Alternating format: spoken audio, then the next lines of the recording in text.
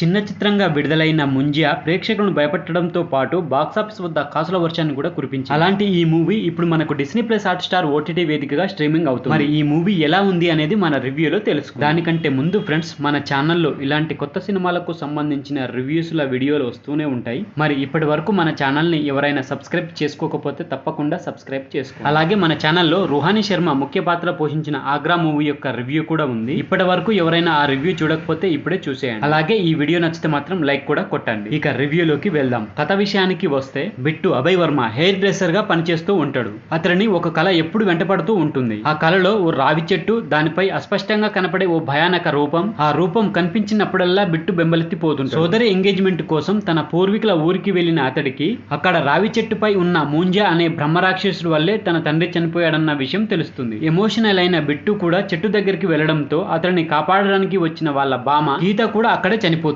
ఆ బ్రహ్మరాక్షసుడు చెట్టుని వదిలి బిట్టును పట్టుకుంటాడు. తనకి మున్నితో పెళ్లి చేయమని వెంటాడుతూ సిటీకి కూడా వస్తాడు. అయితే బిట్టు ప్రేమించిన బేలాను చూడగానే తనే కావాలని రాక్షసుడు కోరతాడు. మరి ఆ రాక్షసుడు పెళ్లి చేసుకుందామనుకున్న మున్ని ఎవరు? ఆమెను బ్రహ్మరాక్షసుడు ఎందుకు పెళ్లి చేసుకోలేకపోయిండు? ముంజా వల్ల బిట్టు, అతడి స్నేహితుడు స్పిల్ బర్గ్ ఎలాంటి కష్టాలు పడ్డారు? ఆ రాక్షసుడు నుంచి తను ప్రేమించిన బేలును బిట్టు ఎలా కాపాడుకున్నాడు అని తెలుసుకోవాలంటే ఈ సినిమా చూడాలి. ఇక మొత్తంగా ఈ సినిమా ఎలా ఉంది అంటే, ఓకే, సినిమా అయితే బాగుంది, ఒక్కసారి అయితే చూడగలిగిన మూవీనే ఇది. ఈ మూవీలో హర్రర్ ఉంది, కామెడీ ఉంది, థ్రిల్లింగ్ ఉంది. ఇవన్నీ మరీ హెవీగా లేవు. హెవీగా అయితే ఆశించకండి. మనకైతే బోర్ కొట్టదు, బానే ఉంది. మరి మొత్తంగా ఎలా ఉందో మన విశ్లేషణలో తెలుసుకుందాం. తెలియని కథలను ప్రేక్షకుడికి చెప్పడం చాలా సులభం, కానీ జానపద కథల రూపంలో ఉన్న వాటిని తెరపై ఆవిష్కరించడం, వాటిని నేటి టెక్నాలజీ సహాయంతో ఉత్కంఠంగా తీయడం మరొక ఎత్తు. ముంజా కథ చాలా సింపుల్ గా ఉంటుంది, కానీ చివరి వరకు ఒకవైపు నవ్వులు పంచుతూనే ప్రేక్షకుడికి థ్రిల్ కూడా పంచుతుంది. బిట్టు ప్రపంచాన్ని ఆవిష్కరిస్తూ కథను మొదలుపెట్టిన దర్శకుడు అసలు పాయింట్ కు రావడానికి కాస్త ఎక్కువ సమయమే తీసుకున్నాడు. బిట్టు ఫ్యామిలీ వాళ్ళ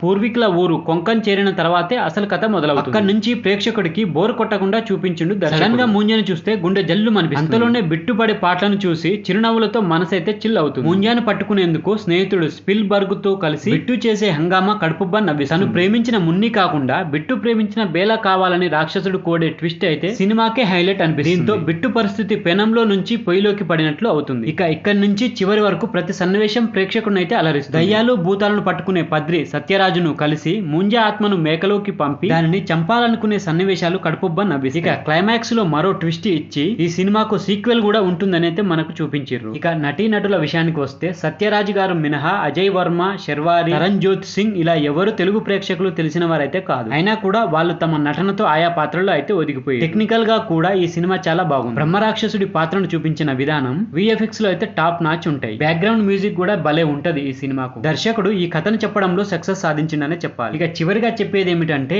ఎలాంటి ఇబ్బంది లేకుండా చూడొచ్చు ఫ్యామిలీతో అయితే. డిస్నీ ప్లస్ హాట్ స్టార్ లో స్ట్రీమింగ్ అవుతుంది కాబట్టి, ఓటీటీలోనే కాబట్టి తప్పకుండా చూడొచ్చు ఒకసారి అయితే టైం. కానీ ఇది మన తెలుగు లాంగ్వేజ్ లో మాత్రం లేదు, ఇప్పుడు ఓన్లీ హిందీలో మాత్రమే ఉంది. అలాగే ఇంగ్లీష్ సబ్ టైటిల్ తో కూడా ఉంది ఈ మూవీ. హిందీ వచ్చిన వాళ్ళు చూడొచ్చు, హిందీ రాని వాళ్ళు ఇంగ్లీష్ సబ్ టైటిల్ తో కూడా చూడొచ్చు. సో ఫ్రెండ్స్, ఇది ముంజా మూవీకి సంబంధించిన రివ్యూ వీడియో.